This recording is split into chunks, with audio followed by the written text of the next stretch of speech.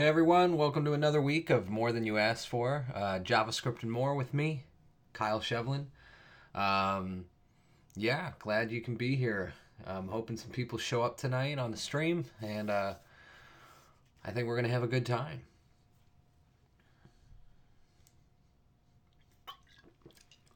We got Bob the Noob already in the chat. He's been chilling there for a little while. Hi Bob, how you doing?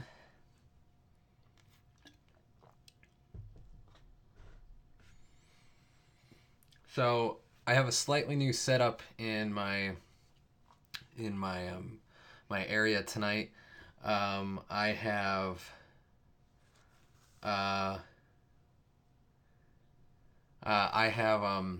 so I still have my camera here and my mic there and stuff, but finally went ahead and I bought myself an external keyboard and trackpad and got myself a computer stand, and so my laptop is actually over here instead of like right in front of me. So if you see me swiveling a lot more to this side and you're getting this look on the side of my head, it's because the chat's over here now, and that's where I'll have to look to see what y'all are saying. So I apologize if I'm a little slower as I adjust to how things are now oriented in my little domain. Excuse me. Knit Code Monkey or Jen says, so when I visit, you must pull out your guitar. Which one? I have several. I mean, I have...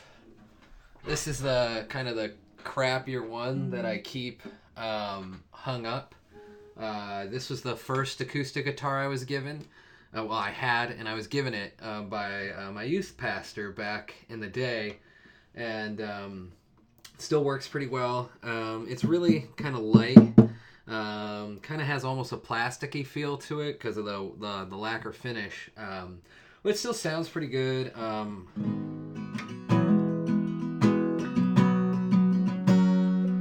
I'm actually surprised it's in tune. But yeah, it still sounds pretty good. And I do occasionally write some music with it still. I apologize for y'all seeing me in my sweatpants. But I have my electric and a couple other acoustics that just sit in the closet these days. So, but yeah, I actually, speaking of music, I know y'all don't care, but I'm just going to say it anyways because it's my show and I do what I want, right? I did buy the upgrade to Reason, which is the music software I've been using for years. They had a really great deal over Black Friday where I got to upgrade 4 versions. Yeah, no, I went from 7 to 10 for $100, and so that's actually really cheap, and I was really stoked about it. So I actually spent some time making some music. Specifically, I made the bumper music for, and I'm really excited to announce this. I'll have to say it a few times tonight, but I got my podcast launched. So actually, let me pull that up. So, did you see that? You see that? I have a couple new scenes now too. For this stream. So I launched a podcast called Second Career Devs, and you can find it on iTunes right now. I'm still waiting for it to be approved for Stitcher, and but yeah, we only have our first episode, but it was with my buddy Paul McBride. You can follow him on Twitter at the Paul McBride. You could follow Paul McBride, but it's not the same person, as I found out by mistakenly using the wrong Twitter handle. But yeah, our first episode was with Paul. It's on SoundCloud, and I wrote some music to kind of intro the show, and maybe I'll change it up as time goes along. I don't know. It's always fun to make new stuff. So yeah, check that out. secondcareerdevs.com, and find us on iTunes, and of course, as every podcaster must say, please leave a review and give us stars and all that. It helps our show, blah, blah, blah, blah, blah, blah, blah. No, seriously, I've had some good positive feedback from the show. Some growing pains. I'm actually recording the next episode tomorrow night with a wonderful woman named Sonia Gupta, who is a former lawyer and prosecutor, now turned software engineer. And I'm just really excited to see what she has to share and hear her story a little bit. So I'm really excited about that. Let's see. Anything else go on in my week? Nah, just Thanksgiving. How was your Thanksgiving? Let me know. Let me know in the chat. I know that's probably really only focused on the people in the United States who follow me, but let me know how it went. What you did. What was your favorite food? I just made an interesting leftover dish where totally, like, this is total bachelor dish. My wife is out for the night with some friends. I made mac and cheese, but I made Cajun mac and cheese just by pouring some Cajun seasoning in it. And then I actually needed to, we have stuffing left over, so much stuffing, like so much bread. It's not even funny. So I just threw that in. It was great. Really pairs well with the beer. I'm literally just eating all carbs tonight. I'm going to gain 10 pounds on the stream. And I'm not talking about the 10 pounds the camera adds, right? So that was my Thanksgiving. Yes, you did. Jen is talking about my wife and Jen connected about recipes, because my wife made a bourbon pumpkin pie and it was delicious, and it was gone by Friday morning because we ate that thing for breakfast. Not even ashamed. So it's been a while. I wasn't able to stream last week. To be perfectly honest, my family was going through some challenges that kind of left me a little on the downside, on the blue side, and so I didn't stream on Tuesday like I had planned, and then I just completely blanked on Wednesday. My apologies. I hope y'all forgive me. It was a holiday week, so it was crazy. I hope you had a good time without me. Oh, and I got one more announcement before we dive in. So I will be giving my first conference talk in a little over 2 weeks at Google Developers Group DevFest Silicon Valley. I'm really excited about this. This is my first conference talk. There's supposed to be about 400 attendees, and I'm really excited. I'm gonna get to talk about functional programming. For those of you who tuned in for the special Saturday stream a few weeks ago, a lot of the material's the same, but what I'm gonna try, excuse me, beer is burping up. A lot of the material's the same, but what I'm gonna try and do is add some narratival and some more entertaining things to it. You guys, y'all know me. I can teach and just teach, but when you give a talk, you gotta find a way to be entertaining as well. So, and looks like Jen is sharing a link. I'm actually gonna pull this up. I think she's sharing a link to the conference talk. Oh yeah. So yeah, this is the conference I'll be talking at. Very excited. And this website is bumping up my CPU usage really bad. I hope I don't drop frames. But yeah. We can view all the speakers. Ben Lesh will be there. Shirley Wu. Can't wait to hang out with her. I can't wait to meet some of these people. I don't know these people, but it'll be great. Love meeting people. And then somewhere down the bottom, there's a me, and that's me. So yeah, very excited. All right. So getting back to React 101 stuff, right? Like, we've been walking through beginner to intermediate stuff with React, and what I want to get into tonight in a little bit is I want to get into I want to talk about higher order components versus what you've probably seen talked about on Twitter a lot lately versus render props. And this will be a really interesting topic to cover. I'm going to admit outright, right in the beginning, that I know higher order components a lot better than I know render props. So I think to some degree we're going to be a little bit learning together tonight. I know how they work, but I haven't gotten to use them very much. the time render props kind of started to become popular was about the time I switched my jobs. And here's some advice that I want to give everyone. Never feel bad about not knowing something really well if you don't get to use it day in and day out at your job. Maybe that's just a rule that works for me, but I think that's a really great rule, right? Don't feel bad about not knowing something you don't use day in and day out at your job. Because, I mean, if you just think about the math, right? Like, we spend 40 hours or so at our job a week. And we commute, many of us, some of us are remote, but I commute. And then we gotta sleep, and then we all have lives. We have to eat, we have to prep, maybe we have to exercise. I hope you're exercising. I'm not getting enough. I'm trying. You have family. You probably have kids, or maybe have kids. You have obligations, right? So, like, your free time, you just don't have the time you need to keep up with this and that and every new thing. So I personally never let myself feel bad about falling behind on things that I don't get to use every day at work.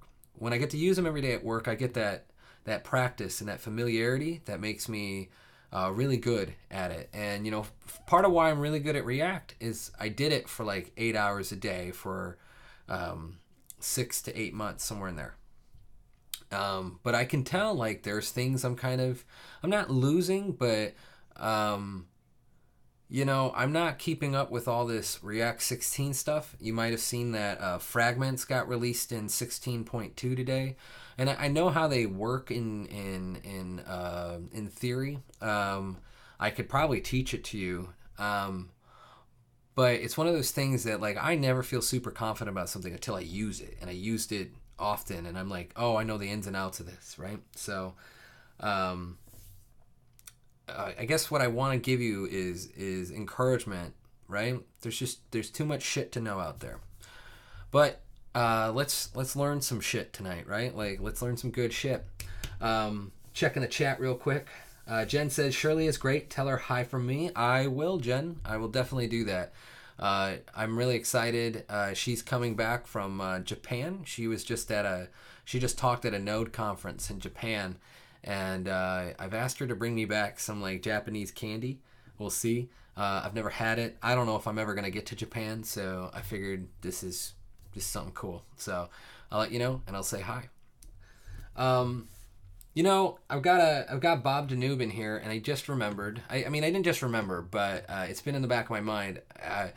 So Bob in the chat sent me a message on Twitter earlier today, and he asked me if I would help him through a little React problem. I'm going to bump the font up on this. Nice. It does bump up. And so I thought this was great. And I want to encourage everyone on the stream to do it too. If you ever have something that you want me to cover on the stream, please feel free to make something like this. Like, he just made a little example, and he sent it to me, and down at the bottom we can read his problem. I might have to do some finagling of it to get it in the screen, just because I know my face is there. I wonder if I can add lines. Can I add lines? Can I edit? I can edit. There we go. I'm just going to add a bunch of empty lines so I can get it above my face. Yeah, okay. And then, can I save this? Yeah, okay, there we go. And now we can make it bigger. It's really big. But anyways, I want to encourage you, send me your problems. We can work on them. It's great practice for me. It helps you finish the things you're trying to finish. And I know you guys want to do that. You friends want to, man, English needs a much better gender inclusive multi-person pronoun. Okay. Friends, I know you want to get your stuff done, and I'm happy to help out. That's what I'm going to say. So Bob sent me. He says, I'm using Webpack and React. Since I'm using Webpack, I need to import these pictures into my project. We'll walk through it in a second. I did it in the service page. That was one of the components, since that's where they are used. So here's my question. I'm using the Airbnb Babel linter plugin, and it's throwing errors because, of course, in service page, the image 1 isn't being used. He imports a file, gives it a name, and yeah, I'll show you in a second.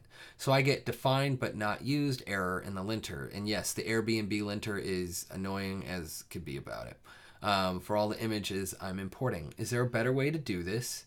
I'd like to pass the image into the data so I can just feed it through my map instead of having it hard-coded in. Can I ignore this linter error, or should I be doing this another way? So, sorry, I don't know what the heck is going on. Twitter is blowing up. Going on do not disturb mode, people. People got to chat at me on the stream during this time, right? Can't be tweeting at me. Just kidding. All right, so let's walk through this. He has some data like this. It's an array of items, and each item has a category and an image source URL, right? And he's exporting this. So it's just some JavaScript. And then he has a services component where he imports this data, and then he uses that object shortened syntax to get this.state data set to data here when the component instantiates. And then he calls it here in service page, and he passes it down to the service page component. Here's our service page component, which just receives services, which we saw it before. And it just maps each item. In this case, he's calling it info to the service item. And he's going to do a key of info category. I'm a little nervous about this one, just based on what he said. Categories don't tend to be unique. They tend to be shared. So I'm just nervous about that for you, Bob. If they are all different, great. If they're not all different, this is not going to work for you. But I'm sure you already know that. But just want to... My pull request, like code review brain, that's one of the first things I would see. And then he's just passing the whole item into info. And so the last component we do, and this is just good for how you reason about code. People walk through your code. In service item, we're going to import React from React. That's obvious. We're going to get info, and then we need the category and the image. All right. Sounds good. I'm going to say this. I don't even understand why this is necessary in this file, because you're not using them, but two, you're not passing them, at least not in this sense, right? I could see doing something down here. Let me turn on the edit. I could see maybe needing to do something like this here. Just using some common JS to require a file here and importing it dynamically. I'm not sure that's your solution, but I could see needing to do something like this. So that's one thing I would consider doing. And then he mentioned, I sent him earlier today, I sent him a transform that it's a Babel plugin that could potentially transform an asset path into the right require statement for Webpack. So I think personally I would start by getting rid of this. If you already have that data here, I would just find a way to use the data from the array. And I think that's what you want anyways. So that's what I would do to start there. Another thing you can consider doing is I don't know if you're planning on hashing these images. If you are, I get why you're trying to go this route. But one thing I've done in really simple projects is just have files copied using, I think there's a Webpack copy plugin or something like that. I've just had files like copied and handled and sent to a public directory. And then rather than referencing the file, this file URL in my data, I just have what will be the path to my data. So that's something I would consider. Those are some options. I know that doesn't necessarily put you through all the. You probably have some image loaders and stuff like that from Webpack. So I told him earlier I found this article, survivejs loading images. And so I think this will have some helpful stuff. It shows you how to set up a URL loader, which will give you the ability to do the hashing that you might want to do for cache purposes. And then, you can put it in your CSS, SVGs apparently. You can optimize images, all sorts of things. I feel like this whole book in general, survivejs, is really quite helpful. And I think down here is where I found that plugin that I was telling you about, the Babel plugin transform React JSX image import, and it generates the require automatically. So sounds like it's trying to do what I was doing. And Bob, I'm sorry that I don't have like a magic answer for you. It's a little hard to be sure what will work or not work without like working code to work with, but I hope that kind of gives you some start. If it doesn't, I'm happy to like try and work on this a little bit later in the week with you. And I'm also hoping part of why I want to do this with people and part of why I want you to share your problems with me is not for therapy or for me to necessarily fix them in general, but I think it'll be good for people to see the kinds of problems that everyone deals with. One of the challenges I think is feeling in like web development in general is just feeling like maybe you're the dumb one, but you're not. Like we all constantly run into stuff that is maybe beyond our skill level, our current skill level, or is really tough to do. Period. There's a great XKCD about like gauging the difficulty of technology problems. It's really funny. I don't think I'd find it right away, but you should look it up. Maybe if someone knows the one I'm talking about, they can put it in the chat for me. But I'm sorry that I don't have like the magic bullet for you. I learn and do a lot just by trial and error. So you'd probably see me doing the same things you do, Googling and figuring things out. What do you think about the workaround I'm thinking about doing with CSS? I think what I'm going to do is just use a CSS preload and put the images into my SCSS, and then Webpack should grab it from there and load it into dist images, and then from past the path through the prop. That way I preload the images for the site, and it's there when I pass the pass through the component prop.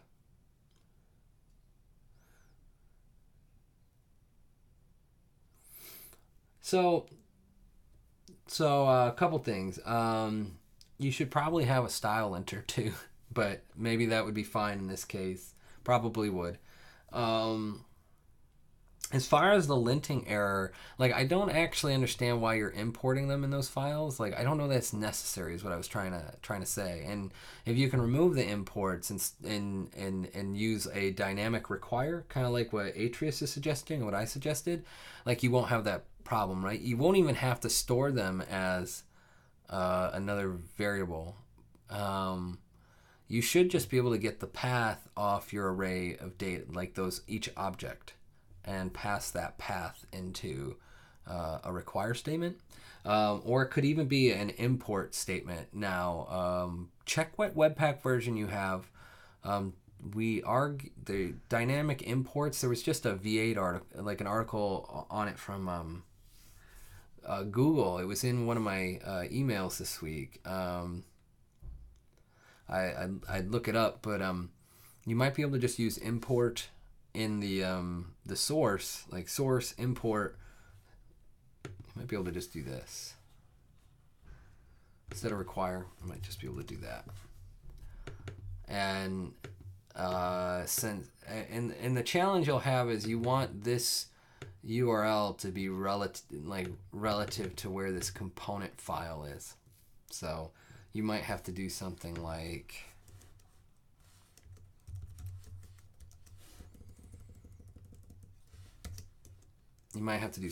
that to get it to work. I don't know what your file structure is.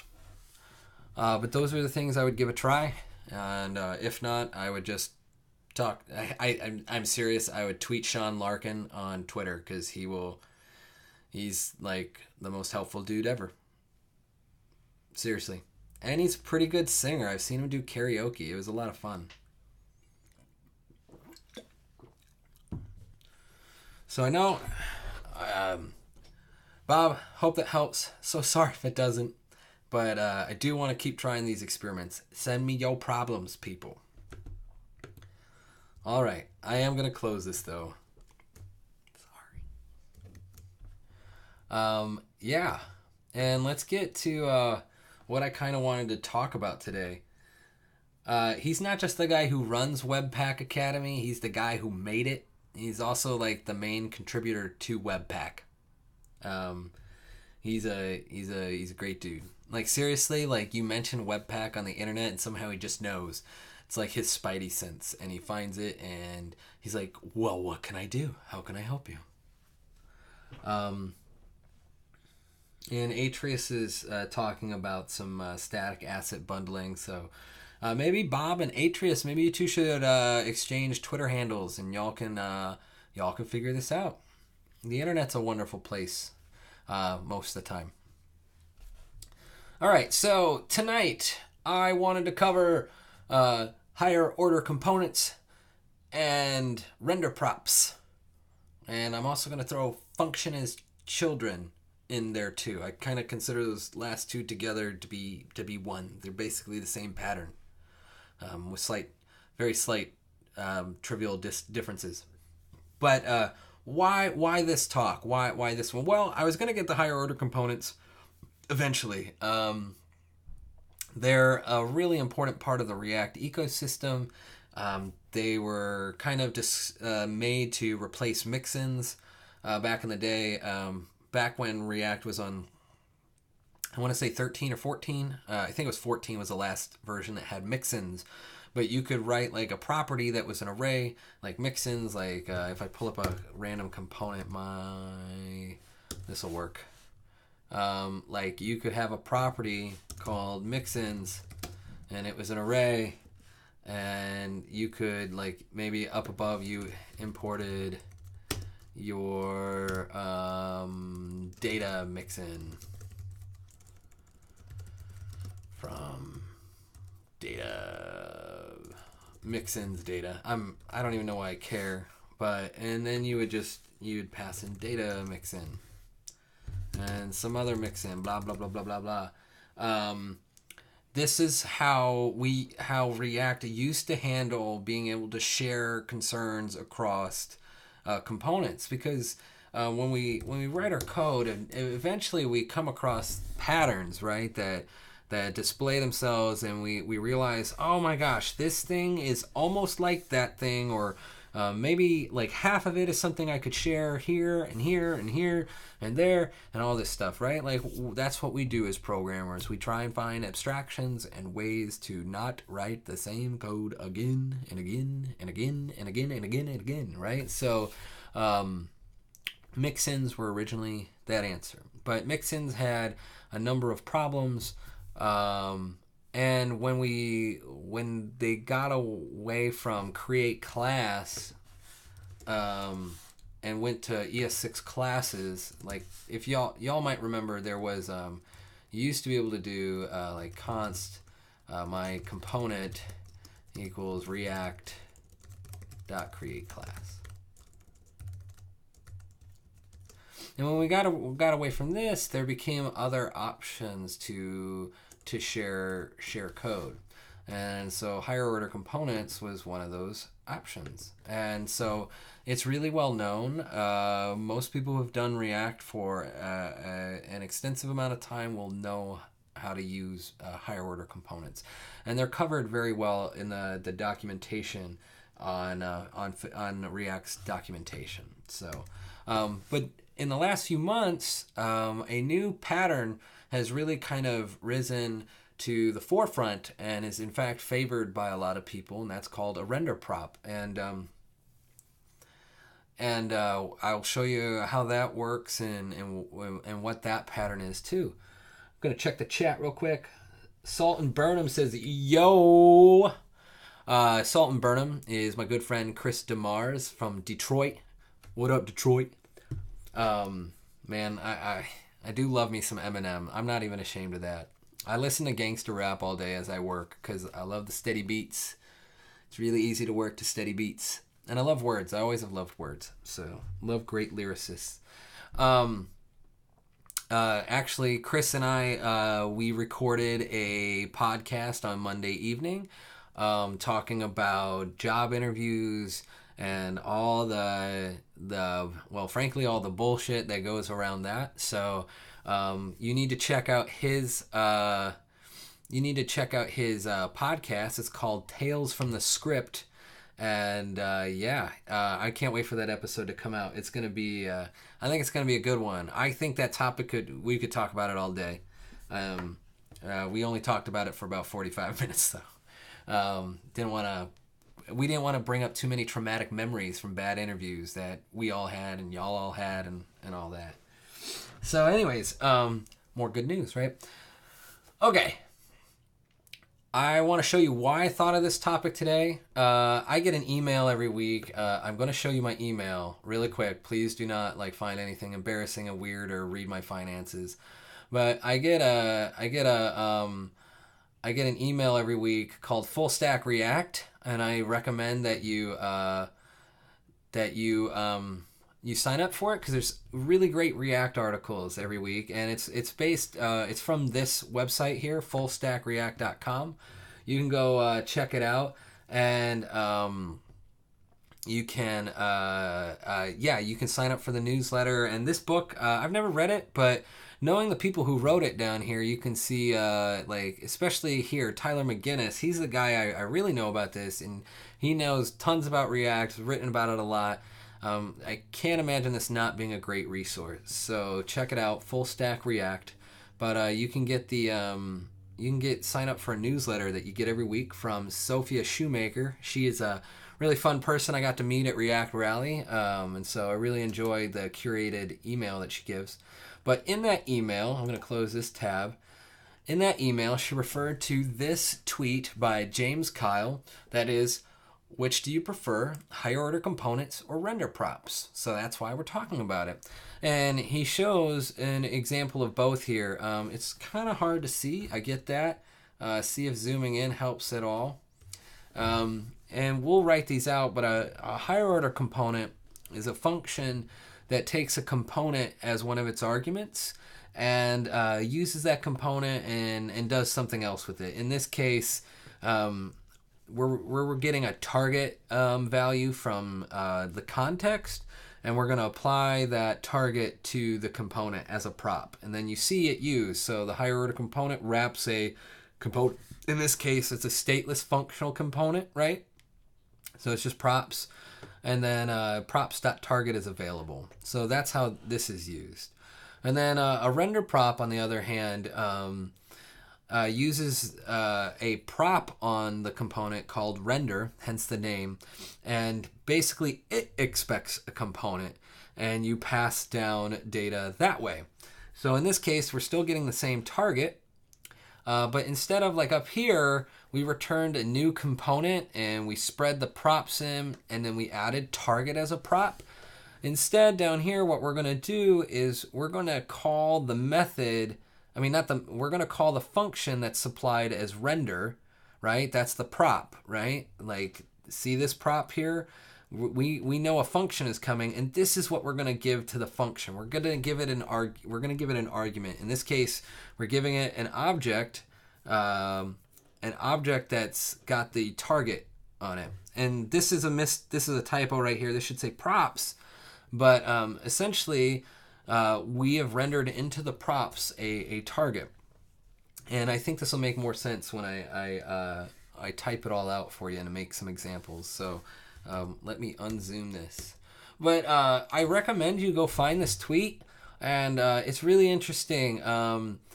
The results are kind of interesting. I prefer higher order components. You see that? But there's just lots of good reads in here. It's always worth. It's not always worth reading the comments, but in this case, I think there's lots of good conversation about it. And so I thought we would talk about it. And let's do a little less talking, a little more coding. And yeah, let's make some components. Let's do it. Let's make some React.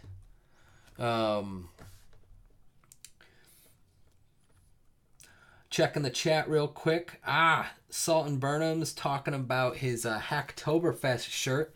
And so is Jen. I got mine as well. It is in the laundry because I slept in it last night. It would stink. I know you can't smell things through the camera, but I wouldn't do that to you. I'm not that kind of person. I'm just saying. All right. Let's make some components. All right. I'm going to make a new folder. We're going to call it Hawks. Okay? And we're going to make our first hawk. And I am going to call it... I'm going to make something really, really simple. I'm going to call it WithSteve. And you're going to be like, what the heck are you talking about? But I've used this example before, which is why I'm doing it. We're going to import React because we're going to need it. And I want to teach you the base pattern that is all higher order components. A higher order component is a function, right? So I'm going to call it WithSteve. And what it takes is a base component. It takes like a component as an argument. You're going to give it a component, right? So let's call it, I like calling it base component. And you will want to capitalize this variable because JSX requires your custom components to be capitalized. So that's a little bit of info y'all need to know. And then from there, it'll receive, it's just like the rest. In this case, once we give it the base component, it's going to expect some props. Just like I think of it from here, we're expecting a stateless functional component, right? We can expect other components, but this is kind of what we're doing. But in here, we're going to give it some props. And then we're going to return something. And what we're going to return is our base component. And we're going to spread the props out. And if I stop there, like if I stopped here, what you would end up with is an identity function, right? Like WithSteve wouldn't do anything. It would just return a base component with props. But what I'm going to do is I'm going to add a prop to it. And you probably guessed it. I'm going to add a Steve prop. We're going to say Steve. And you're going to be like, why on earth are you doing this? Steve is an absurd example. It totally is. But how I can end up using this is now I might have a component like a user equals a name.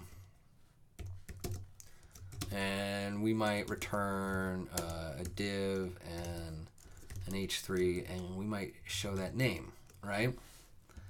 So one thing I can possibly do is I can make a new component called Steve, which is actually a WithSteve user. Actually, let me call it, instead of call it name.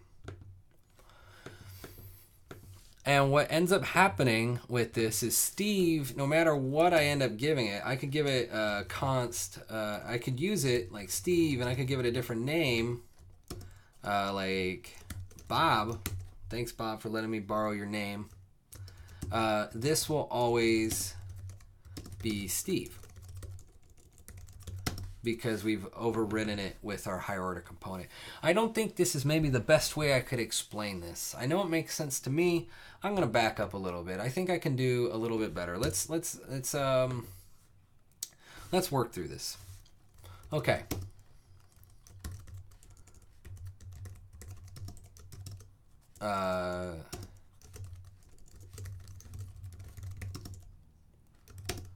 And props.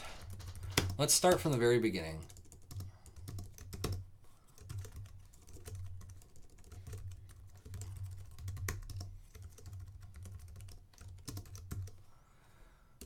Okay. What happens here with an identity hawk is that I would use this, like I could have my user component. Let's say I've done some stuff. And I could make an identical component with a different name called identical user by doing this. It seems silly, but then I can use identical user throughout my application. Hawks become more interesting when we override data inside the component, though. This is just to get used to the functional pattern. It's similar to the functional programming stuff we were talking about. In fact, that's why some people find hawks easier to use, because they are composable like other pure functions. So why don't we make a better one? Let's make, I'm going to rename this file to WithStaticData. We'll give it some static data. Rename WithStaticData. Okay. Let's make some data. We'll give it some foo. We'll give it some baths. Okay, we just have some random data. We're going to make a higher order component called WithStaticData, which will expect a component as an argument, and from there we're going to return a component, a new component with the data applied.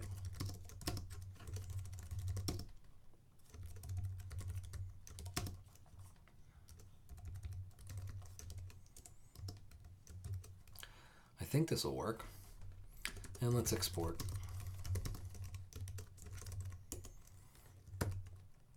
Okay. Then let's find another file. Let's find something I can use. We're going to comment this out. Or I guess I'm just going to straight up delete it for now. And we'll comment this out so it doesn't yell at me. And then let's import our hawk. Import WithStaticData from our hawks. WithStatic. Okay. Let's make ourselves something that can use that data. We'll call it consumer. Equals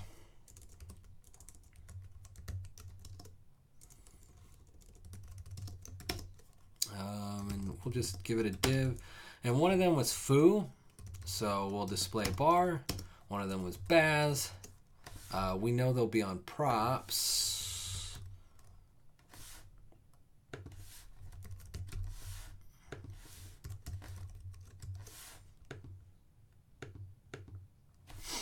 And we can do it like this.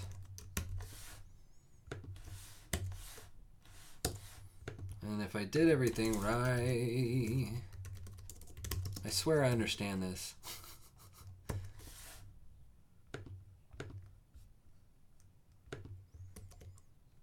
I did not do something right. Oh, ha, ha. That's better. Yay! Oh, it's yelling at me. I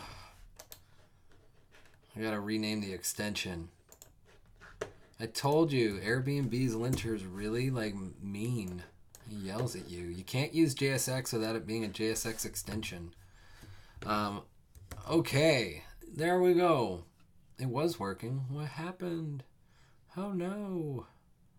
No such file or directory open. Hawks with stack data JS. What did I do wrong? What did I do wrong? Shoot. Okay.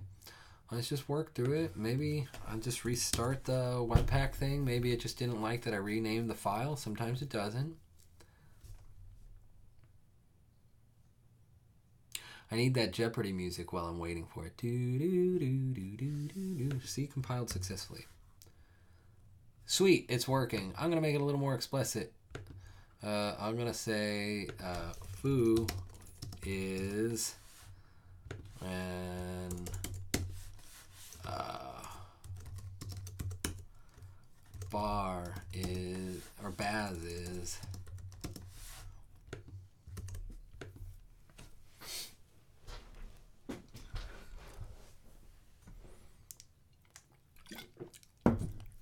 okay.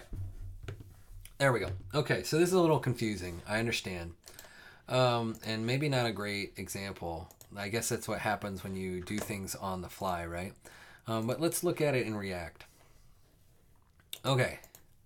So what's happening is this consumer component is actually the creation of taking our hawk with static data, right? And we're feeding it a component. And in this case, that component is this right here.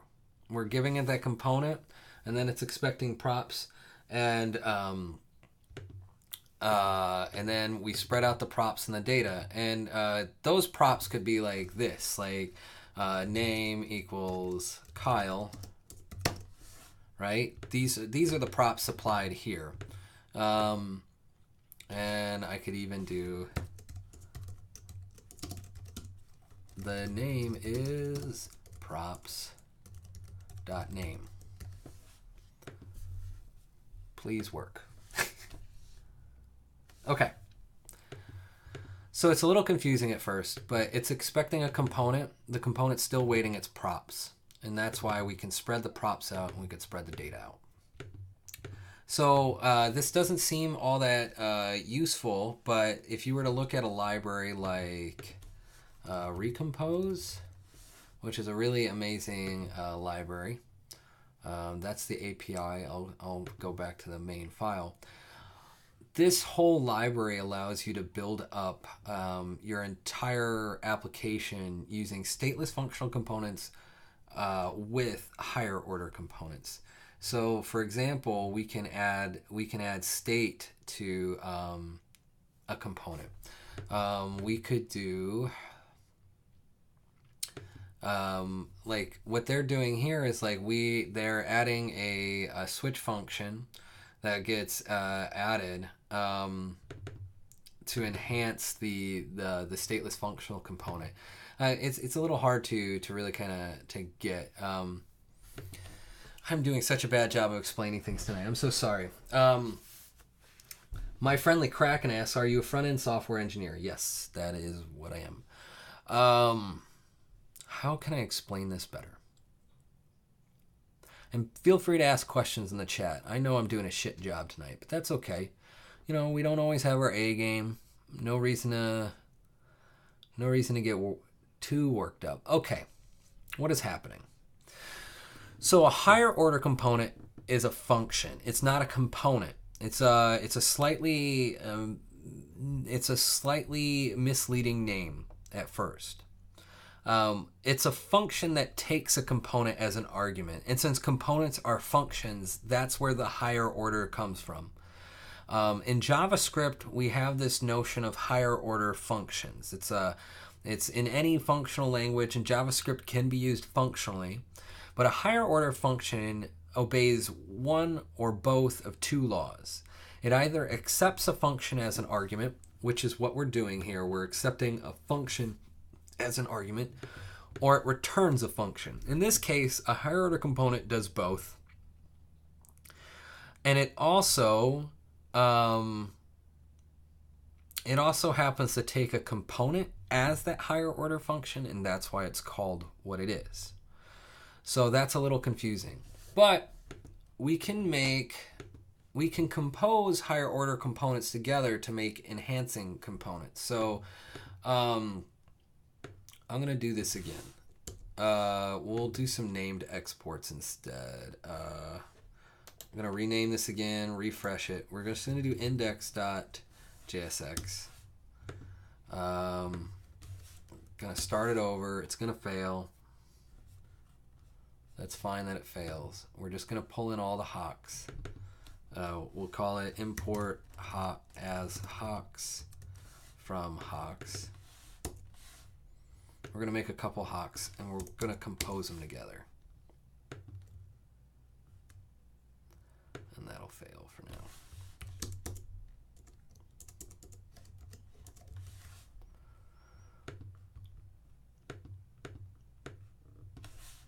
Okay, let's make several hawks and combine them together. One of them could be we'll do. I'm going to use let's use some more materialistic names. Let's use with name. Okay, with name will be a function that we'll give it a name first, like a value. Like we can pass it a value. Then we can get our component we're going to apply it to, and that component receives props. And then we're just going to return the component with props spread out and name equals name. So now, and actually that's got to be like that.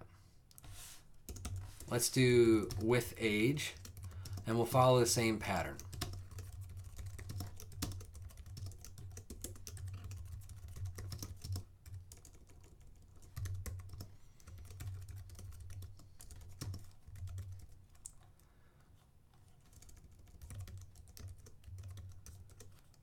And let's do with job title.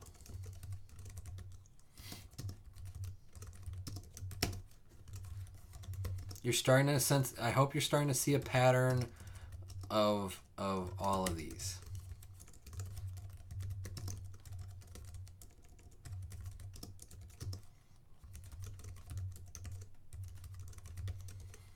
Okay. So we have several higher order components.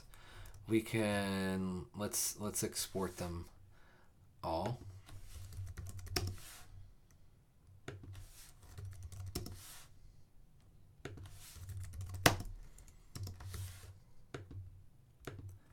Okay. And then we're also going to export a compose function.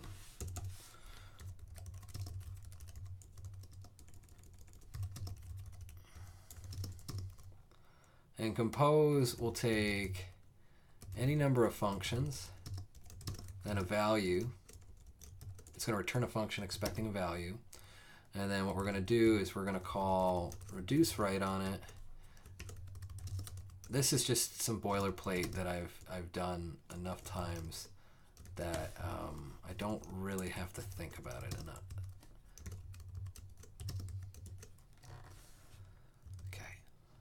And if this does what I think it will, what we'll be able to do is we'll be able to create an enhance function that's a composition. Instead of importing all those, let's do all the named. Compose with name, with age, with job title from hawks. And what we're going to do is we're going to compose them all together just like we would do with functional programming. With name, with age, with job title. And we need to supply these though. And for me, my job title is Senior Software Engineer.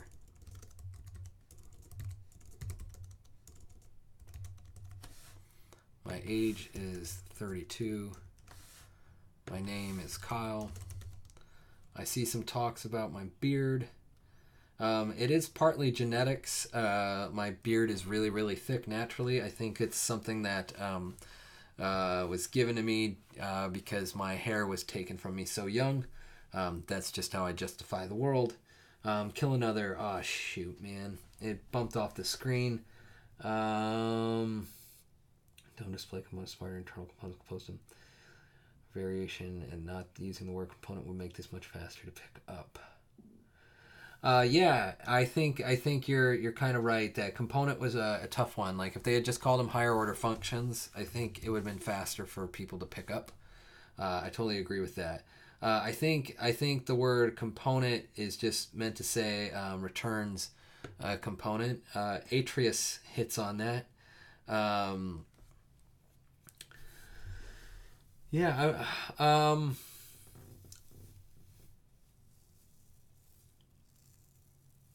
I don't know what I really want to say about that. Component. So a component, just the way I look at it, I know it's being used all over the place. React has an idea, but a component is really just encapsulation. Like, you know, we could have called them modules. We could have called all sorts of things, but I wouldn't get hung up on the word. But that's just me. I think it's just a handy word, right? But it describes an essence, and we all know that. And so that's how I conceive of components.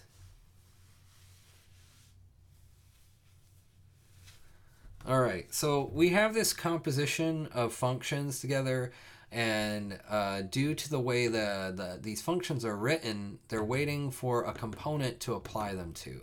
So we need to make that component. Let's make a user component, or actually let's make a Kyle component since it'll have those things. So we're going to call our enhance function, and now our enhance function is expecting a component, right? So let's give it a stateless functional component. Let's call props, and let's give it. Actually, let's do this. Let's do, just to show you how it works, right? A user will expect a name, an age, and a job title. Div h3 name, age, and h6 job title. Okay, what you're going to see is that through composition, I will supply this user component with all those things through these higher order components, these higher order functions, right? So I give it a user, and then in here, I should just be able to call Kyle. Let's close that container. And without giving it, I don't have to give it these props, right? I don't have to give it a name or an age or anything in here. These props are being supplied through the composition. Oh, I forgot a comma.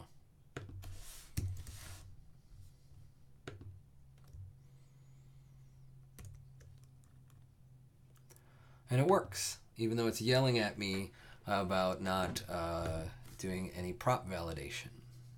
Okay. So let's focus on this pattern for a second. I want your questions about the pattern. Not I don't want to stop you from all your whatever conversation you want to have, but I want to make sure you get this pattern.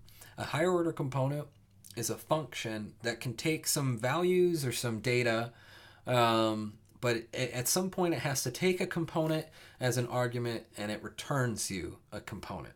Does that make sense? I would love some like +1s in the chat if that makes sense. A higher order component is a function that takes a component as an argument.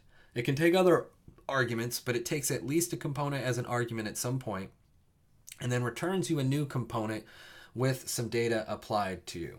Looks like kill another gets higher order components. Looks like Atreus gets higher order components. I know that there's other people out there that maybe do or don't. Yeah, this is the fundamental pattern of higher order components in React. And we can use them for much less trivial things than what I've shown you here. I've been trying to show you a pattern. They're great for adding things like data fetching, for example. In fact, that would have been a great one. So we can do this. Let's make another one. Export const with fetch. And what we'll give with fetch is a URL. And we'll give it a component. And what we're going to return is we're going to actually return a class extends react.component. And what we can do is in component did mount,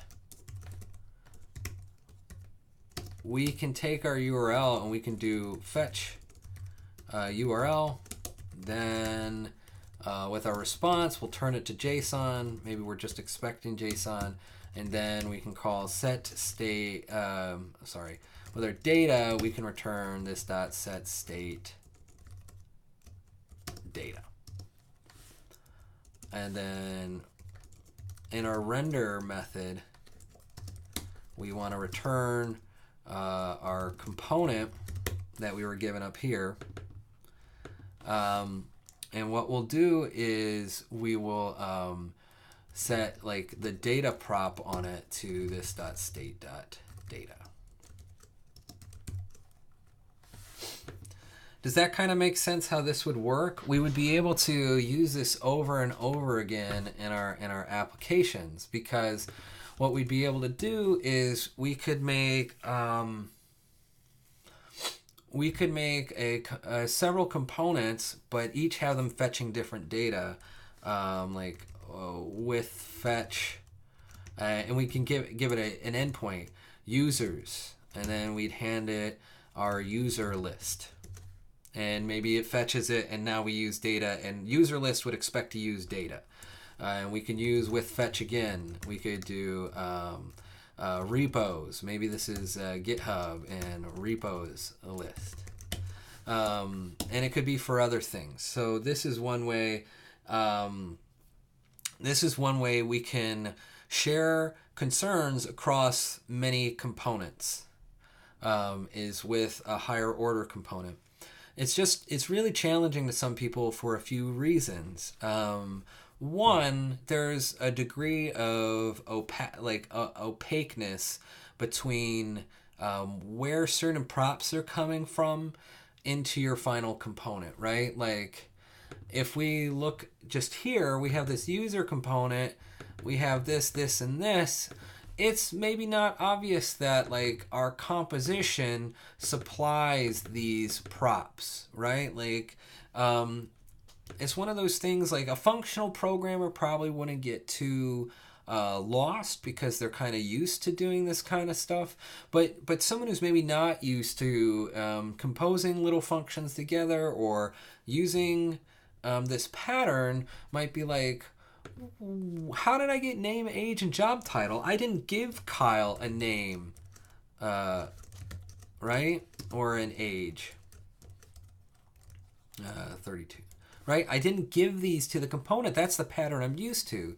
And so, and there could also be name collisions, right? Like, so, let's just give this a try. I'm not sure based on the way I wrote this, but you might be able to overwrite some props. I don't think so because of the way my components are written. Let me get rid of the junk in here.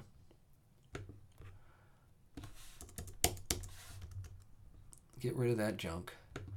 But so you see how name and age and job title come after the props. So I won't be able to override my name. I won't be able to override the name provided in the enhance function on line 17. So even though I give it Steve, it'll still come out Kyle. Just to prove to you that like the order matters, I can do this. Let's remove that and do it this way. And you'll see now that Steve overrides Kyle. Thank God it worked. That really made me nervous.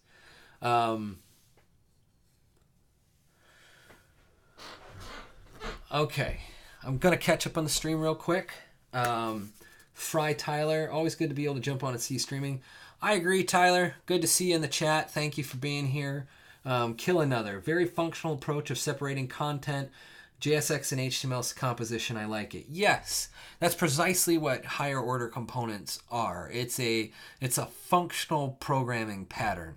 It allows you to separate your logic and your data fetching or your data manipulation and things that you reuse that way into the function. And then you just supply the function your stateless functional components, or in the past they were called dumb components. And you just supply them, and now all of a sudden they have things like state or data fetching and that kind of thing. So it is definitely a great way to separate the two. It's just a little challenging to get around once you do the pattern a bunch. Salt and Burnham, Chris says, how do you know what syntax follows each piece of syntax before it? It just seems to flow for you. Okay, I'm not 100% certain what you're asking, Chris, but that's okay. I think part of it comes down to a couple things. I think part of what you're saying is looking at this file. Give me a +1 if you're talking about the Hawk index file. I know it'll take a few seconds for you guys to give me that +1 because of the delay, but I think it might be this one that's confusing you, or the start of it. Gonna wait. I'm gonna sip my beer while I wait. Kill Another is now following. I can actually see that in the stream. Sweet. Thank you. Cheers, mate. Okay, let's start here. I'm not seeing the +1s, but that doesn't mean it's not happening. I'll try and walk through. And how would I do this? Okay, I want to reduce noise. Like, the fastest way to learn is to reduce noise. Okay, so I'm just commenting things out just so you don't look at them. Okay, let's just focus on this function. This is my friendly Kraken. You totally could make a Hawk that checks if a user logged in. You could make a with authenticated or is authenticated Hawk. Totally could do it. Reuse it throughout your app. It'd be great.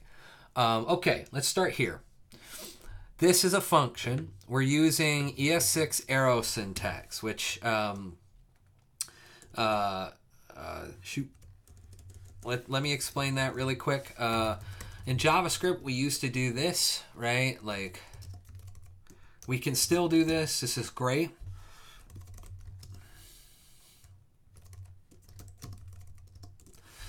With ES6, we were given arrow functions. So now we can save that. Let me give this a name. Sorry.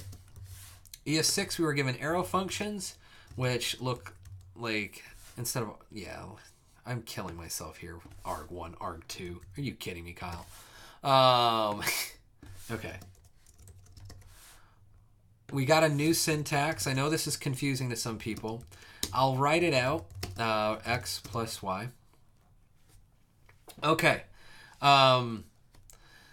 So this is something first to understand. I think you got this. I'm almost certain you do. I just want to go all the way back to the beginning in case anyone or you don't. That's just how I teach. All the way to the beginning. We can get rid of the return in arrow functions if we use implicit returning. An arrow function will implicitly return whatever's put right after the arrow. Okay?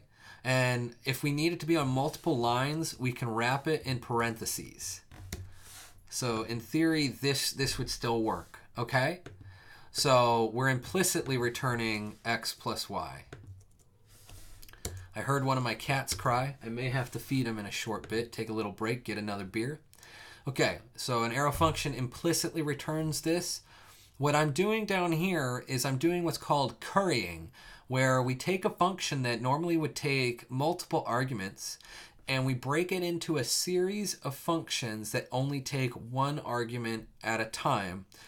It's always returning a new function until it gets the last argument it needs and then evaluates the whole thing. So a curried add looks like this. It's add is a function that takes an x. It returns a function that takes a y. That returns the evaluation of x plus y. The first time I learned this, it blew my fucking mind. Like, I literally ran across my house. I found my wife, and I was like, you have to let me explain this to you. It was mind-blowing to me that anyone could even conceive of, like, rather than writing a function that takes all the arguments it needs at one time, writing a function that only takes them one at a time and returns functions. And it turns out, like, this is actually really old. This is almost 100 years old in mathematics. Like, this was actually how math works. Takes one argument at a time. But I digress. But this was mind-blowing to me. So now that we kind of have that pattern together, we can see how it works with our higher order component. We create a hawk. Let's call it just a hawk. So this is a function, right? Our function might take a value that we want to apply to our component eventually. It has to take a component at some point because that's part of being a higher order component. It takes a component as an argument. So we're going to give it a component here. And then there's a standard shape for stateless functional components, which is like const component equals props and returns some JSX, right? So you can see this signature at the end of all my hawks. We need this component returns a function that expects props. You can kind of see how these line up, right? Like if I were to do like this, you can kind of see how that lines up, right? That's how I know the order of these things. And then from here, like in this case, I can return the JSX, which is our fancy JavaScript. This here is called the object spread notation. So I'm going to spread every value that's given to me in props onto the component as individual props. And then we'll also add our value. Does that make... I hope that makes some sense. Hawk is a function. Its first argument will be a value. And that value can be redone over and over and over again. In fact, it might be a little better to do it the other way, but and then it returns a function that expects a component to use. It expects a component, and all components expect props. So I see that Chris is all fuck confusing as shit.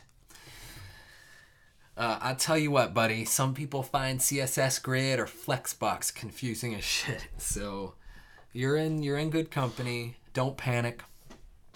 I think if we were just to practice, you would start to get this through some muscle memory. But this is how a hawk works. This is the base way a hawk works. So I hope that was really clear to everyone. I know you might still be confused. I'm sorry. I'm really glad to work with you on it a little bit more. But I do need to get to render props at some point tonight too.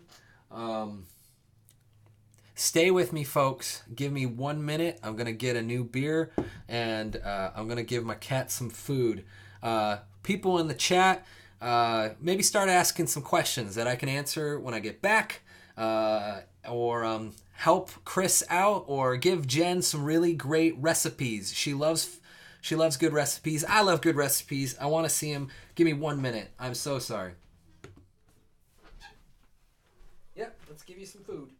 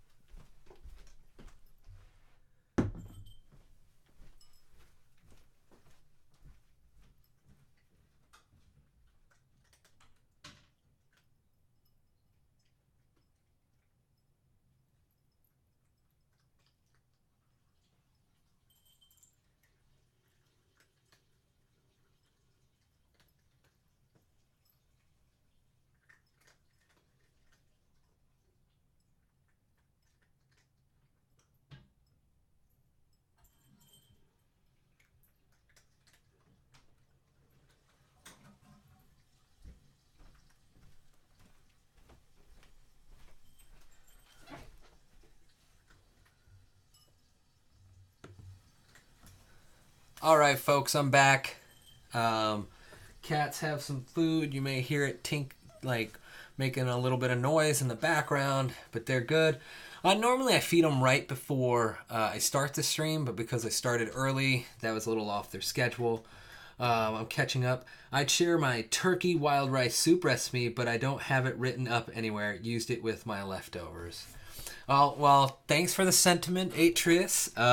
You'll have to write it down, and you'll have to share it next week on the stream. I'm holding you to it. I mean, I probably won't remember, but I'm holding you to it. All right. So we covered Hawks, as they're often shortened. Higher order component are called Hawks. And I am all fueled up. I've got my beer, and I'm ready to go. Let's cover render props. All right. I'm gonna get this fixed up. Get rid of that. And I should fix this. Oh.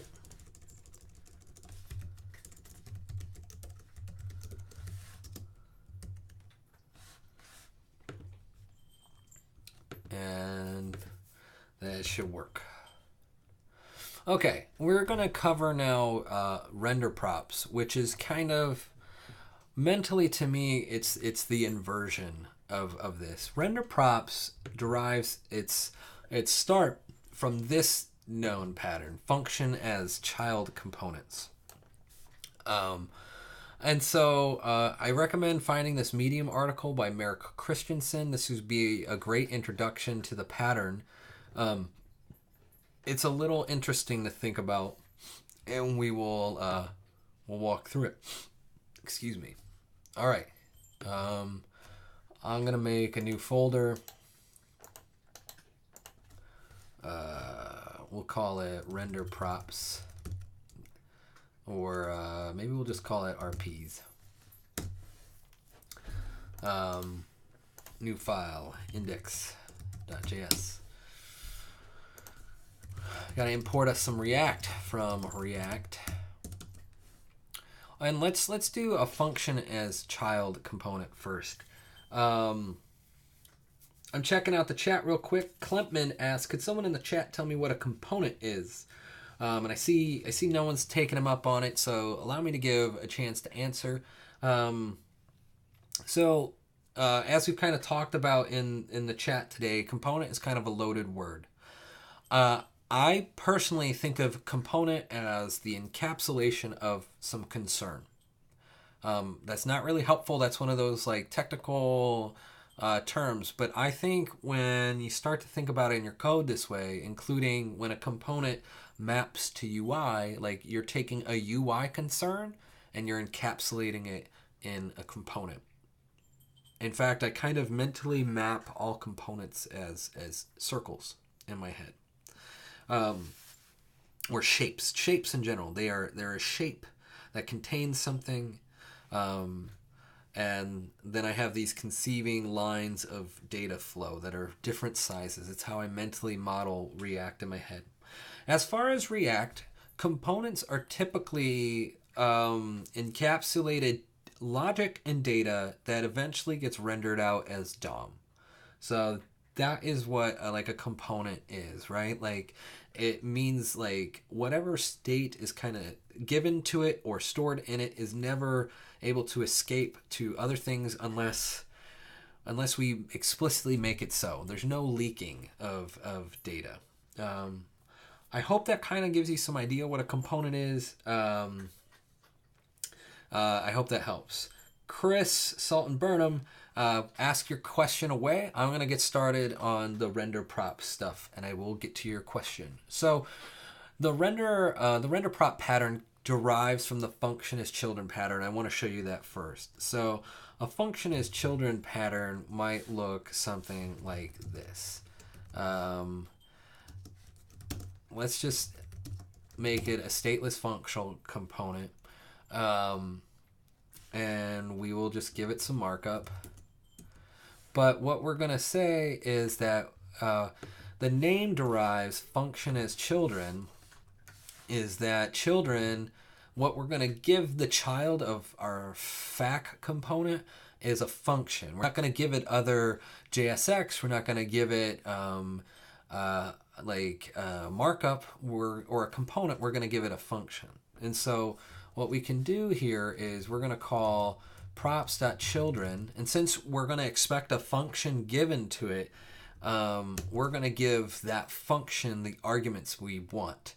In this case, like maybe let's do the same thing. Let's supply it. Let's call this our Kyle provider component. And what we're going to provide as arguments is we're going to provide Kyle. Actually, we'll give it an object. We'll give it name is Kyle. In fact, an easier way to see this even would be this, right? Const data equals name. Age 32.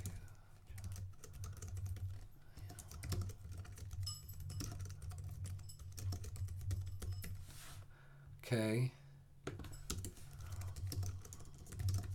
We got to return some JSX.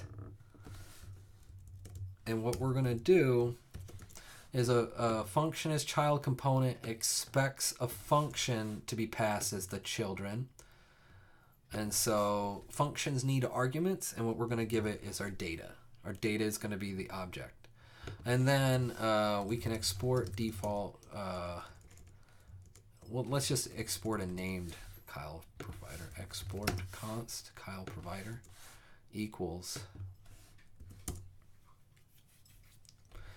Okay.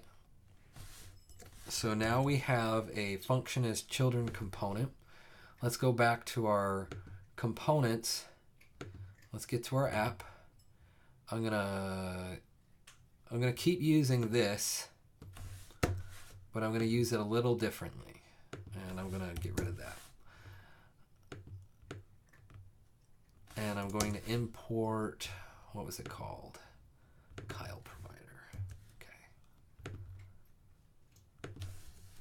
Import Kyle provider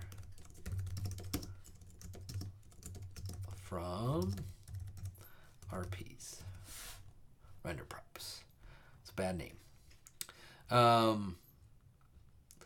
And we're actually gonna, so what we can do is Kyle provider is a component. whose children is supposed to be a function. If I give it something else, like h1 is foo, this won't work right? Because it's expecting its children to be a function. We can even come look at this. Something's not going to come out right. We're going to get nothing displayed. And that's because we don't have anything else to show. We're expecting a function, right? Child needs to be a function. So the way we do that is inside an app here, we use a JSX bracket to start using some JavaScript. And we know that we are getting data from the Kyle provider component. That's what we passed in here. Let me get rid of the sidebar and let me put these two files up. Okay, Kyle provider is a component that's going to return a div, and then whatever function we give that this component as a child with data fed to it. So that's why I'm writing data here. I'm getting data, and what I'm going to return here is the JSX I'd like to display inside of that. So maybe it's another div, and we'll display h3. We know we're getting a name in that data, so data.name, data.age, and that h6 again that we used before, data.job title. And let's close out our div. Okay, so we've given a function as the child to Kyle provider component, and inside the Kyle provider component, we supplied the data we wanted to that function we're going to get. And boom, it works. It looks exactly like it looks semantically like in the markup the same, except I have an extra div, I do realize that. But we've kind of inverted things, right? Like instead of this time like composing data in a mathematical way where we wrap it till we get all the data in, what we've done is we've created a component where we're already going to supply the data to whatever we hand that component. So it's the other way, right? Like we're explicitly taking some data and we're going to map it to a component with a higher in Hawks, and render props, or in this case a function is children prop. Like what we're going to do is we're going to give it a component that we've already supplied data as an argument to, so they can really do everything. All right, if you don't use React at work and can't because politics, what really is the best way to learn it? Or what is good to start building if you're not working on a robust application 8 to 10 hours a day? I think Atreus isn't wrong. Having a little project never hurts. I don't even write JS as senior. So here is what I would do, Chris. You know what? I can even maybe try and reach out to my buddy about this, but the best place I learned was through frontendmasters.com. My buddy Brian Holt, who he currently works at LinkedIn, he has a number of courses on there called The Complete Intro to React, and they're very extensive, but he really walks you through every single step that you would need to know, explaining each one. You gradually build complexity. I think it would be a good resource for you to get started. And actually, this week, another part of that resource of Frontend Masters is they are sharing Kyle Simpson's 8 JavaScript courses for free. So you could head over to frontendmasters.com right now, and you could check out those resources. He has some beginning JavaScript, and he works up to some advanced stuff. So that's kind of where I would start. I think you, as a UI dev, I think it's totally possible to kind of get started, especially with the Brian Holt course, and start to understand how the combination of JavaScript and markup really work together. I think if you focus especially on, if you were to focus on, you can look on the internet for things called stateless functional components, or they're also called dumb components. And if you can just work on practicing taking a component and handing it some data and having it present the way you would, you'll understand like how that's just a template, right? Like you've used templates. Once you start to get that in your head, then you can move on to the React class components, where you could start to work through using the lifecycle hooks. I think that would be the way to build it up. So I would recommend those resources, and yeah, that's kind of how I would do. You could totally build a to-do app, but what I would do for you first is, and I'd even be willing to help you with this. Maybe we could even do it on the stream one time. Is you could make a UI, and we can convert it to from like the HTML you show me. I could show you how to convert it to React and build it up from the bottom up. Sound good? I think if you check those resources, we could do that. But maybe that would be a good thing to do at some point, is just build a simple app together. We can all build it together. We can all be friends about it. Sounds good. Okay. Back to function as children / render props. So one thing to know, I think, Chris, you might have been getting lost on this. Every component in React has a children property, and that children is just whatever components are nested inside of it. That should make some sense, right? And so normally that children is like a single item, or it can be an array of items. But what we're doing is, since we know that JSX, this HTML, XML-like thing, is really syntactic sugar for functions. I went over that on one of the streams. Happy to go over it again sometime.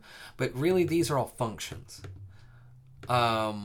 Because we know they are functions, we can actually do JavaScript-y things with it. In this case, we can abuse what we're expecting them to be. In this case, we're going to change it from expecting components as children to a function. And this is a function here.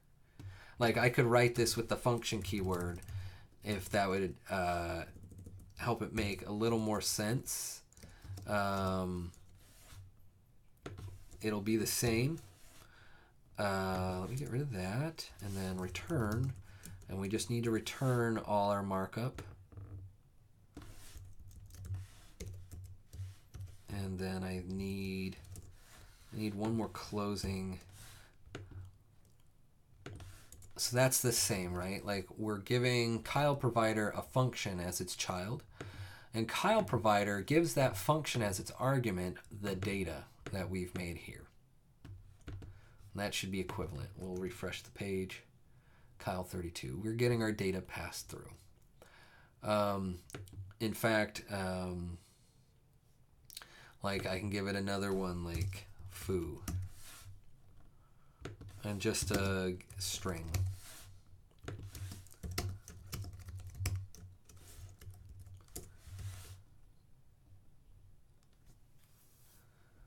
So it should display. Why didn't it pass? Oh, data.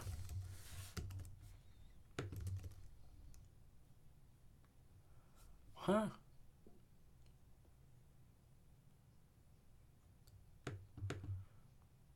I'm a little confused. Why doesn't it like my arguments? Okay, string, handing it foo as a second argument. It should just show. I'm actually a little confused on that one, so we are going to dive in. This is how you learn, people. This is how you learn. It's expecting a function.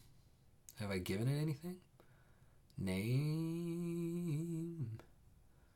Oh, the function doesn't have a name.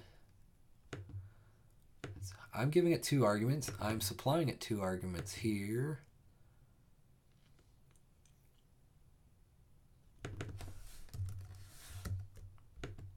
Anyone else figuring out why I'm making a bug? Because I'm not getting it. How are you liking my singing voice? I haven't sung enough in a while.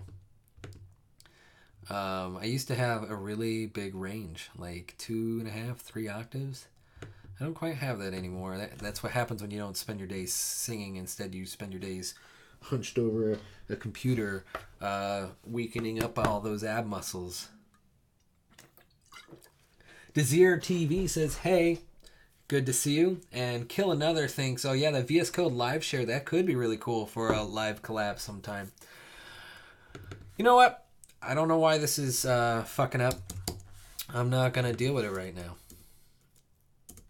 The Hawks are not... they're commented out in the app file. They are not commented out here in Kyle provider. Like, the only things commented out are here. The Hawks shouldn't be doing anything. I don't know why that wasn't taking its second param. Not a big deal. I will figure that out some other time. Maybe I'll report back next week about it.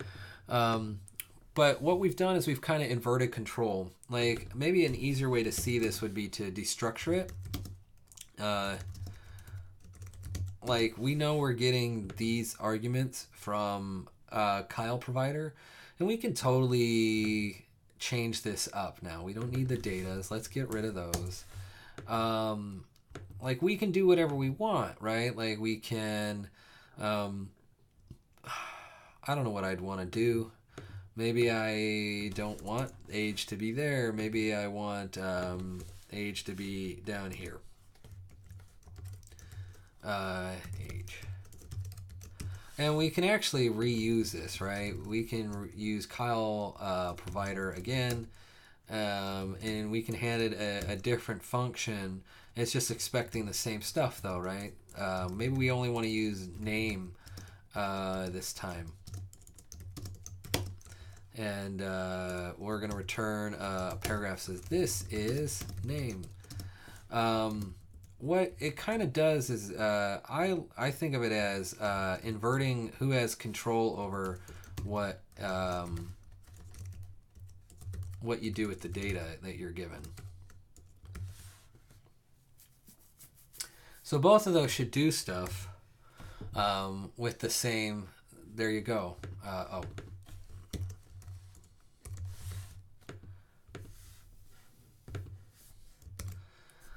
So that's kind of how a function as child works. Let's change this into an actual render prop, though, right? So what we're going to do is we're going to say this.props.render. Actually, we don't even say this dot. We'll just say props.render. And now we're going to expect a render method. We're going to have a prop named render. In fact, let's destructure it. Maybe makes a little more sense. And we'll hand that render prop on the component a function. So this changes just slightly. We're going to give it a render. And we're going to move everything that we had up here. Let me spread this out a little bit. If you don't mind, I'm going to go back to the arrow function just because it's a little cleaner.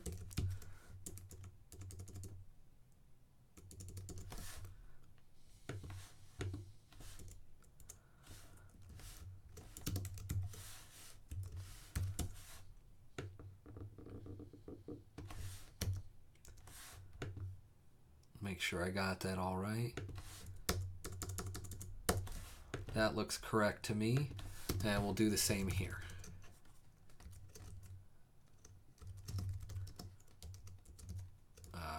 We will just do this. Come here, and we can just do that. Okay, so this is the difference between function as children and a render prop. What we've changed is, instead of like having some markup and expecting the children given to that markup to be a function, We've instead made a component that has a render property on it called a render prop. And that prop expects a function that determines what will get rendered. And so our Kyle provider, we have the render prop that you see mapped here, and we're handing that function data. So we need to set render to a function. In this case, we know the data is this, we destructured it, and that function returns our markup. So this should still work. It should look just the same. And what did I screw up? Props.children is not a function. Oh, I didn't save this file. Ha! It was pretty important to save that file. And look, it all comes out the way we expect. If I change the order, no big deal.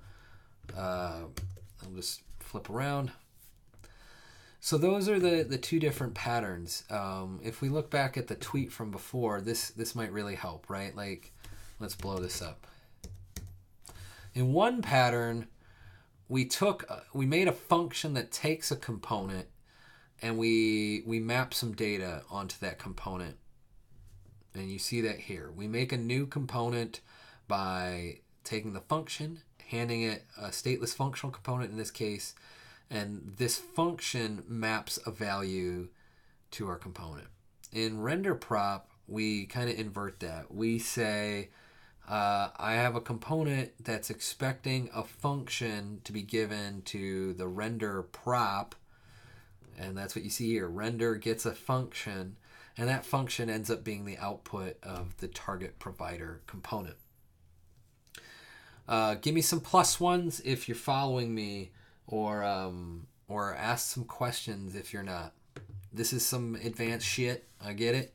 In fact, I think Kent C. Dodds is about to release an advanced React course on Egghead.io that goes over these patterns.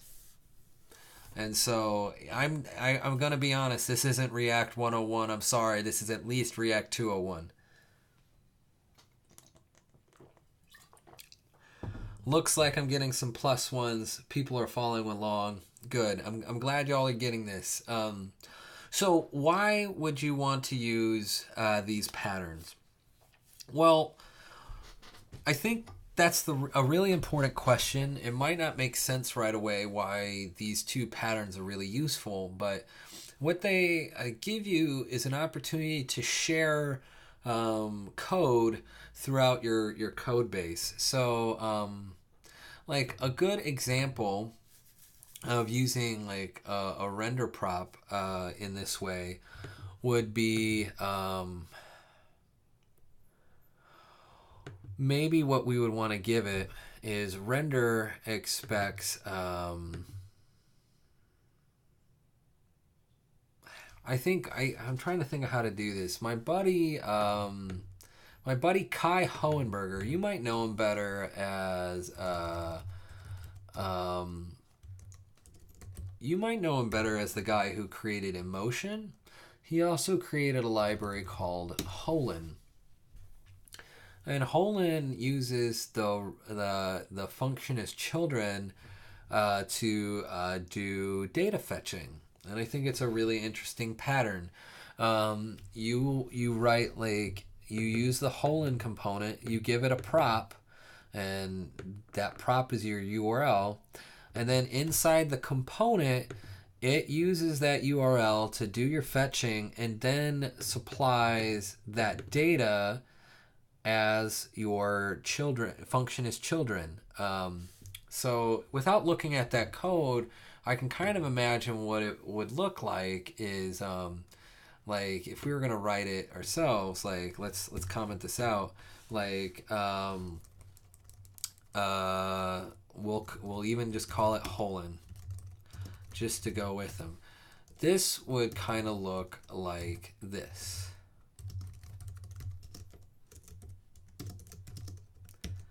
Okay, and then I guess what we could do is we could do a fetch on the URL. And then we would need to do response. We might need to turn it to JSON. Let's just assume it's JSON for now. And then we'll get data. And what we'll do is children is a function that gets the data. Does that make sense? And we could add some fancy stuff to it where like we could have some state in here where const has data equals false if has data children data else show some loading thing. Right, we could get a little more fancy with it, but this is a way like function as children / render props can be used throughout your application over and over again. It gives you a declarative way to just have a simple component that knows how to fetch your data, and then you hand it whatever you want to apply that data to. The way to write this as a higher order component, let me get rid of that.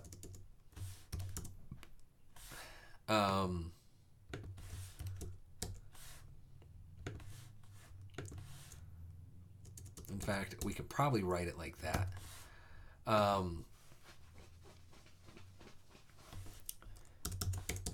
The way to write it as a higher order component would be like with data, with fetch like I did before, and we need to give it a URL, and then we need to give it a component, and that component expects props. And what we can do is we can fetch URL, then response.json. I always like to put this on a separate line. I don't know why, but now we have our data, and we can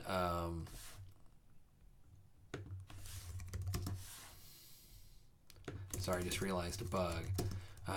We can return our component with data. We'll do props and data equals data. And then we could use that with fetch users on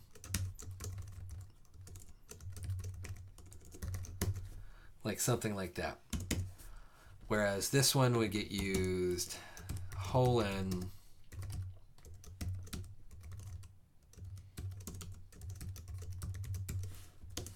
oh shit, I realize sorry folks.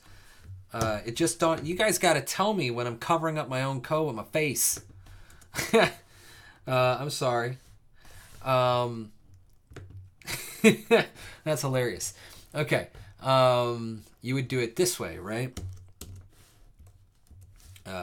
You're expecting like we're gonna get data and we're gonna return some like div data dot users dot map blah blah blah blah blah blah. Right? Does that kind of make sense how these two different styles would be used?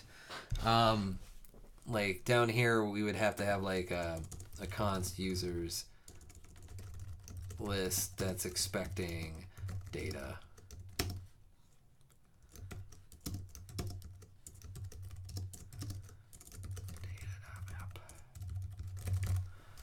Does that make sense?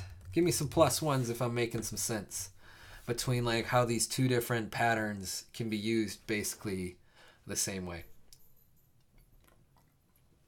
I know I'm writing some gibberish because it's more like just hoping that you understand the concepts.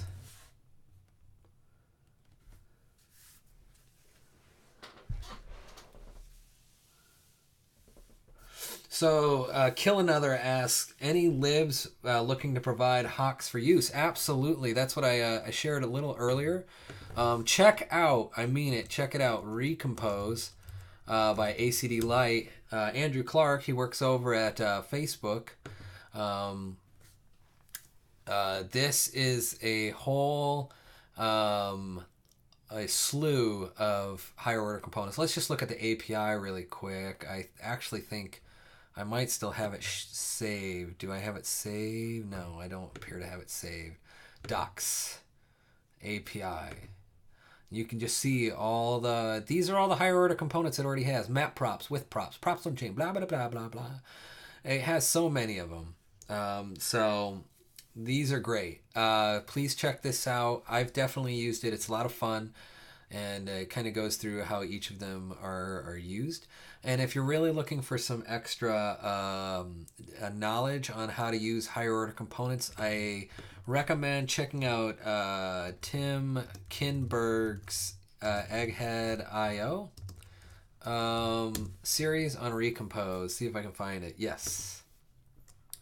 If you have an Egghead account, please go check out this full course. It's a great course, and it's kind of what got me into Recompose, and it's really well done. So that's what I recommend for higher order components.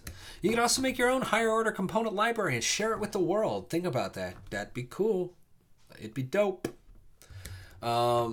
There's actually another one I think that came out recently by Jared Palmer, React FNS, if I remember right. Yeah. This is he's done both. He's turned browser APIs into both render props and higher order components. You can see right there, he's made it for both. So like device motion, media, scroll, window size, all these things. So that's another library that maybe you could take advantage of. As far as things using the render props pattern, there's lots of them, but the first one that comes to mind would be Downshift by PayPal. Written, I think, primarily by Kent C. Dodds. And so this one specifically makes use of the render prop pattern to make drop-down menus like really easy to make and that kind of thing. So check that one out too. So I hope that gives you enough stuff to play around with these two patterns.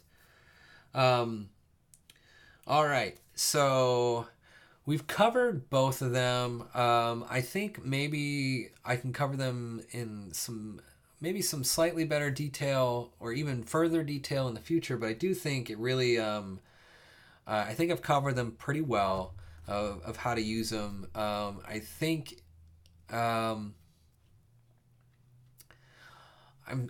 just gonna straight up apologize. I might have gone a little too far for some people in the chat, but eventually you will hit these patterns as you work with React. So I don't feel bad about like introducing them.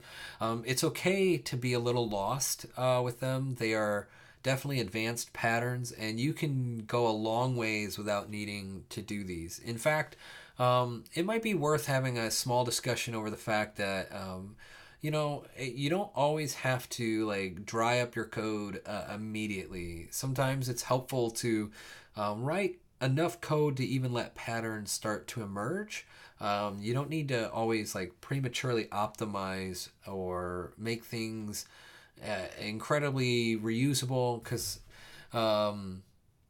sometimes you make bad APIs by prematurely doing that. Sometimes you try and think of all these cases, and then your app really only uses a couple cases, and it doesn't make sense for you to have gone through all that extra work. So I say, I don't have a rule of thumb or anything, but it might be worth waiting for at least a couple repetitions of the same kind of code before you start to make these kinds of abstractions. That being said, like there are certain ones that are really useful. So for example, I might even still be able to show it. I don't know. Let me pull up a repo really quick. I don't know if I still have it. Like I don't know if the code is still the way it used to be. I know I was working on this, but I don't know if I've pushed it to master because I haven't updated it. But let's see. Did I change things? I might have. Yeah, I changed it. Okay. I might be able to go back in commits. What I'm looking for is I used to have a higher order component. Let's see. I'll look at the history. Remove everything related to visuals. That seems about like a good one. So in here, with data, do I have anything? Oh, that's unfortunate. So I know in this application somewhere I have a higher order component that just supplies data to each one of the smaller things. So maybe it's in here with data. Nope. All right. You know what? I'm sorry. I'm not gonna keep searching around my own repos to try and give you that answer. But yeah. I hope this is helpful. I hope this gives you some things to think about or to try in your own code. EKOJR. Wow, 83. 83 what? What do I have 83 of? Can you give me some context? Was it like GitHub repos or something? Is that what it was? What was 83? I really want to know this now. I'm trying to look for 83. Yeah, I actually have 115 repos apparently. That's nothing compared to some people. And some of these are so stupid, and some of them are repos I never even touch anymore. But I kind of just believe in using version control even for like your side projects. So that's just me though. Yeah. You know, one thing I kind of recommend you do if you're not already doing it on GitHub, since we're kind of on GitHub, we're talking about it, is I think it's worth finding people that you want to follow and just add them to to people you're following, and they will get you. They will put you in touch with lots of different repos that you might not find on your own. And if you think I have a lot of repos, Echo Jr. That's how you read that. Check out this guy.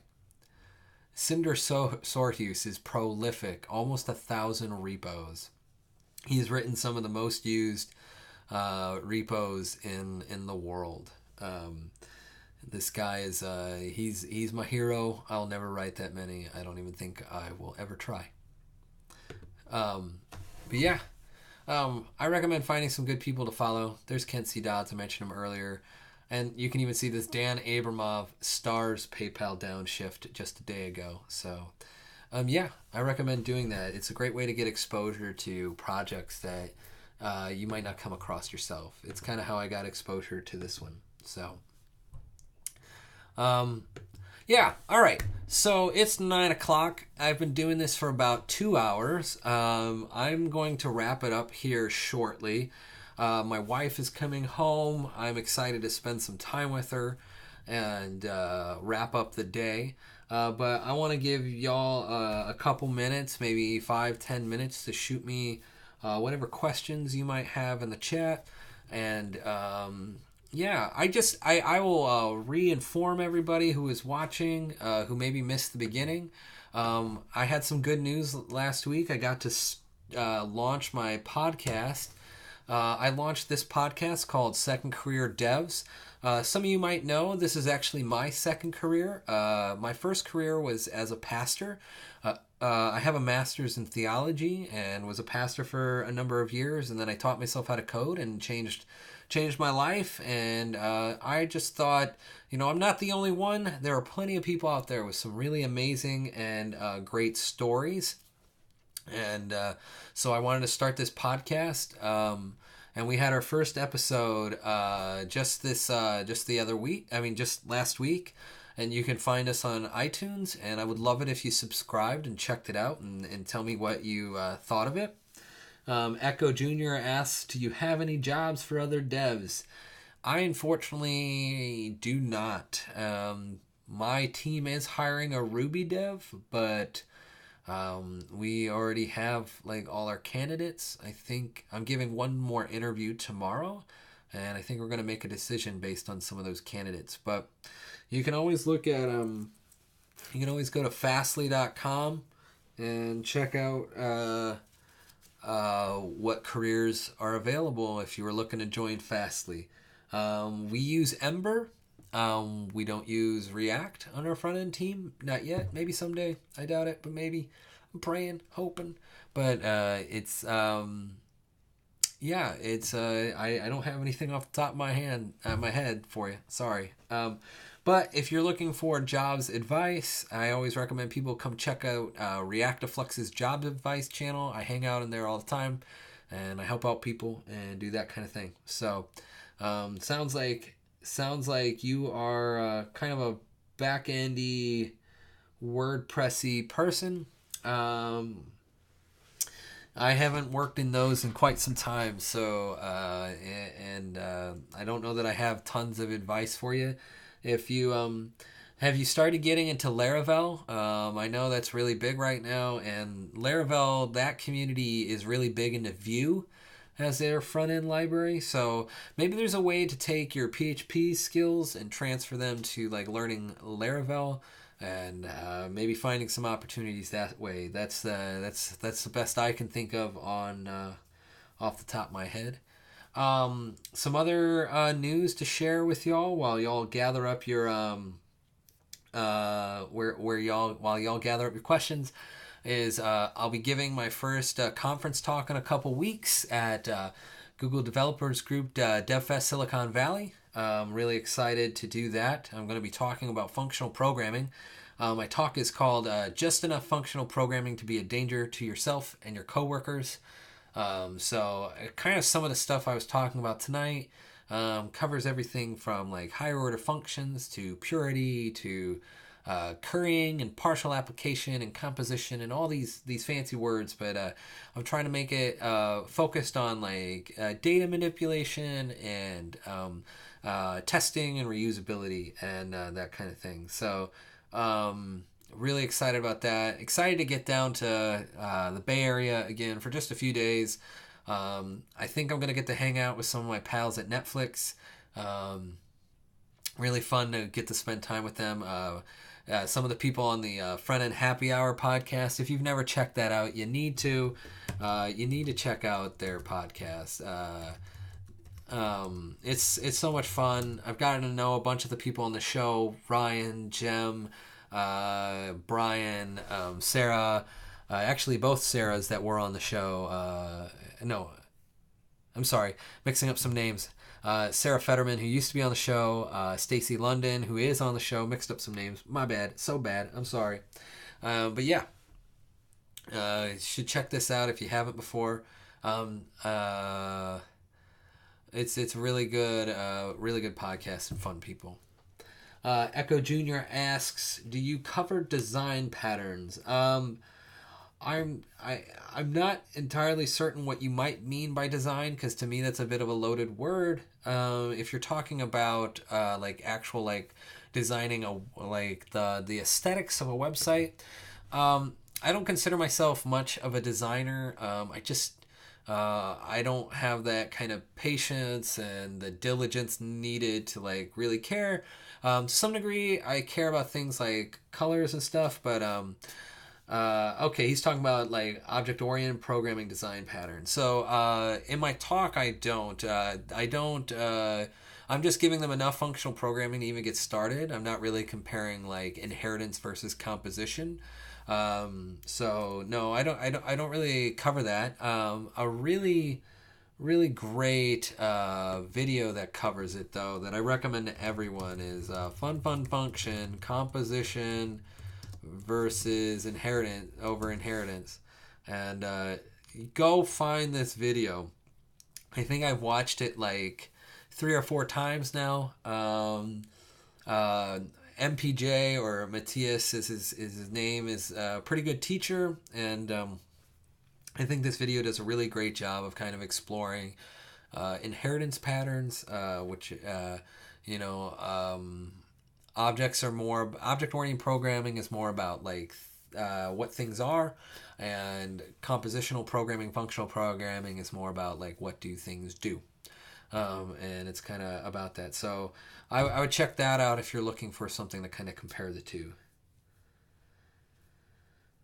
And Echo mentions, I was taught first to follow object-oriented, take notes, task list, build a program from that. Yeah, that, I mean, totally makes sense. Object-oriented programming has dominated many languages and lots of code for many, many years. I think you're going to see a trend moving back in the other direction. I mean, functional programming has been around a long time. I mentioned earlier, like the root of functional programming has been around for like over 100 years, in mathematics and logic and all that. And I think it's making a comeback. And in some ways it never went away. It just wasn't like what everyone was building desktop and web software with. Excuse me. But it's definitely exciting time for people who are interested in functional programming. You can pick it up. You can do a lot of different things with it. I like to just use it mostly for data manipulation, but I am going to explore reason.github. Is it reasonml.github.io? Let's see if I get this right. Yeah. So this is also created by the person who created React, Jordan Walk, and it's based on OCaml, but is compiled down to JavaScript and is a typed functional language. So I'm really excited to start diving into this, learning this, and I think eventually I'll stream about using Reason. And there's Reason React. There's a combo of the two. So I think it'll be really fun to do that. So. But yeah, all right, folks. I've had a really great time this evening, and I'm so thankful that each and every one of you has joined me this week. I really love the chat that we had today. I think we made some good work. We helped some people out. I'm gonna sign off tonight. I'm gonna go spend time with my wife and my cats and get away from the computer. I've been at the computer all day. I work and now with y'all. I love it, and I love spending time with y'all. But everyone should take breaks. Definitely take some breaks. I'm gonna do some stretching. Get those legs. Sitting down too long is not a great thing, right? So, all right. Kill Another says solid stream. You're not alone. Many years. Thank you, man. Kill Another, thank you for following. I really appreciate it. Thank you to any of you who follow. I was really glad to see it. I don't always catch it, but I appreciate each and every one of you. Follow me on Twitter if you're not already. My name is Kyle Shevlin. That's my handle. You can find it. Echo Jr. says uptime. I'm not sure what that means, but awesome. Glad to have you here this week. And Atreus says good topics tonight. Thanks. Thank you, Atreus. Thank you for hanging out. And thank you to all of you. I really appreciate it. I'll be here next week. It'll be either Tuesday or Wednesday. I'm sorry. I always just tweet it out when I'm going to do it. My schedule is hectic as fuck. And I never know. Sorry. But have a good night. Stay warm. Stay dry. If you're in the southern hemisphere, stay cool. And I'll catch you later. Good night.